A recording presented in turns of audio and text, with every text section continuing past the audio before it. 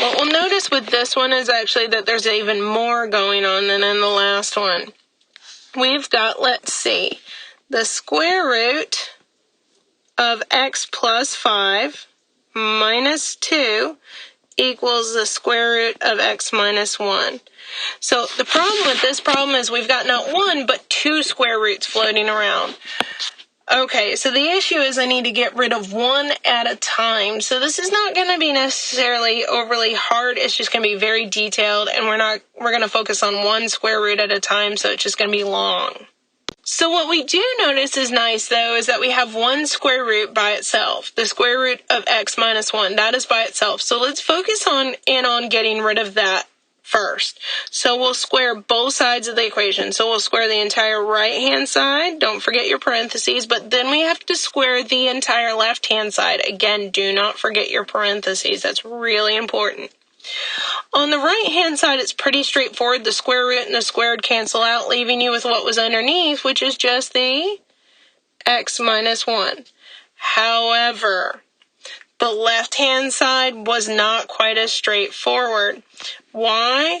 Because we've got an entire piece here with parentheses around it that's squared. That means it's not as straightforward. It means we've got two of these identical copies or twins side by side.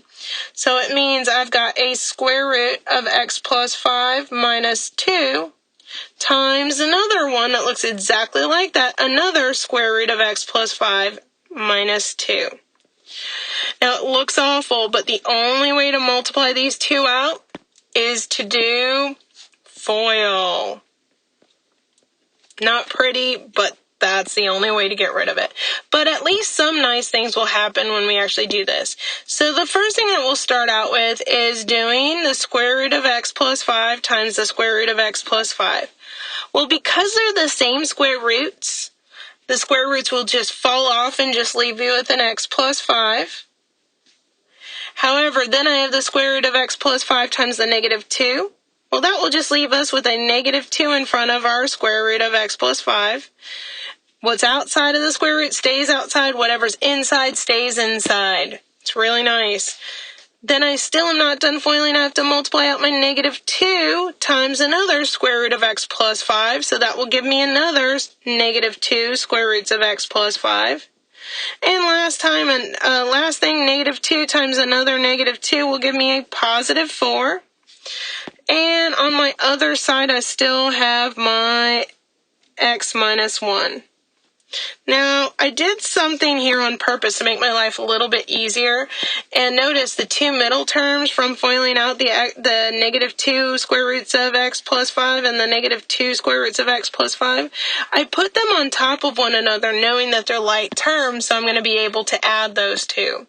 So the negative 2 square roots of x plus 5 plus another negative 2 square roots of x plus 5 means I've got a total of negative 4 square roots of x plus 5. However, do not forget that there's a plus 4 on the end that needs to get carried down and an x plus 5 that needs to get carried down as well.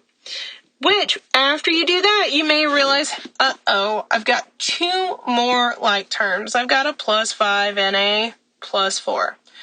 Then, so we can go ahead and do that. So we've got x plus now.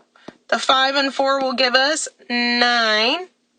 We still have our negative 4 square roots of x plus 5. We're getting there. And we still have that equals x minus 1 on the other side. Now, remember the goal is we've gotten rid of one square root out of the two. We still have to get rid of the last one.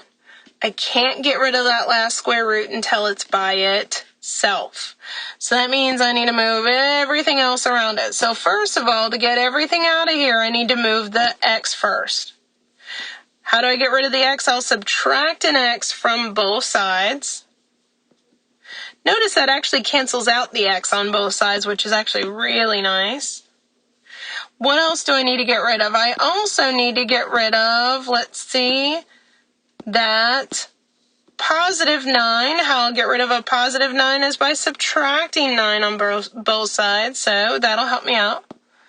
So what this now gives me is a negative 4 square roots of x plus 5 equals Now on the other side, notice what I have is a -1 and a -9, which is going to come together as -10.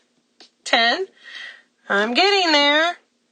Still need to get the square root by itself on the left, so now the problem is the -4. How do I get rid of the -4? By dividing both sides by a -4. So that now gives me the square root of x plus 5 equals, now keep in mind, now I have a positive, or a negative divided by a negative, which is a positive.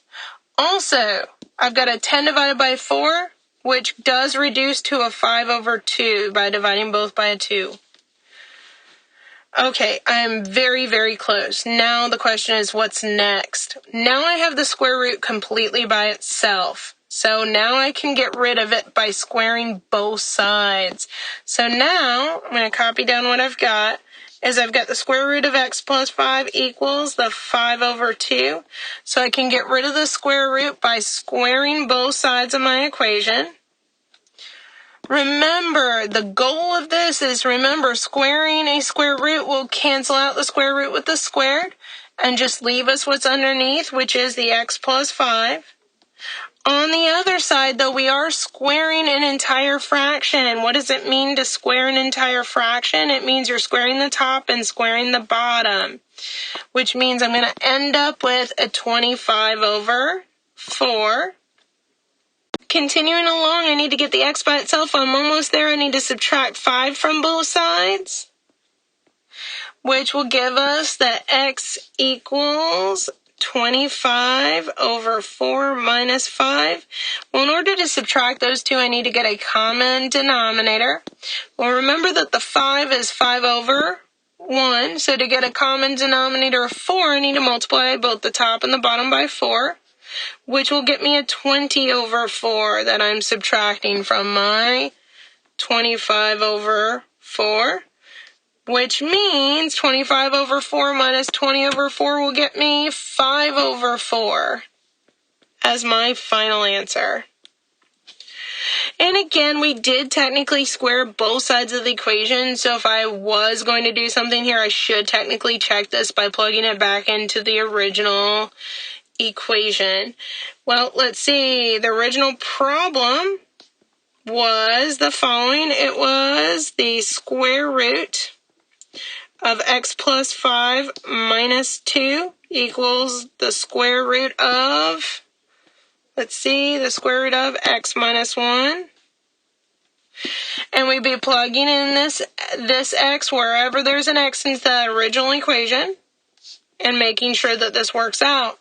So what it would look like is a 5/4 and a 5/4 plugged in for both x's. We've got a plus 5 here and a minus 2 on the outside and a square root and a minus 1 here. Well, the problem with this one is not that it's necessarily hard, but you have to do a lot with fractions. So what you would end up doing here is you'd have to get a common denominator of 4 on the 5. So you'd get a 20/4, which would get you a 25/4. So square root of 25/4 minus 2. And on this next piece, you'd have to get the 1 to get a common denominator of 4, so that'd be a 4/4. So the 5/4 minus 4/4 would get you a 1/4. Continuing right along, we can take the square root of the 5/4, which will get us be careful, take the square root of the top and the square root of the bottom, which would get you 5/2, or 2.5, minus your 2 equals, we also need to take the square root of the 1/4, which again means taking the square root of the top and the bottom. Well, the square root of 1 on top is a 1, and the square root of the 4 on the bottom is 2, so that's a half. So the question is, does the 2.5 minus 2 over here equal the 1/2? And it does. So our one solution that we got, which is 5/4, does indeed work. So our final answer is just our answer, x equals 5/4. But that was a lot of work just to come up with our one answer of 5/4. So these aren't necessarily overly complicated, but they're not necessarily easy, and they are very detailed, especially when you have more than one square root that you're worried about getting rid of. And yes, I would make sure that you can do these completely by hand, not using a calculator. Let's take a look at another problem. In this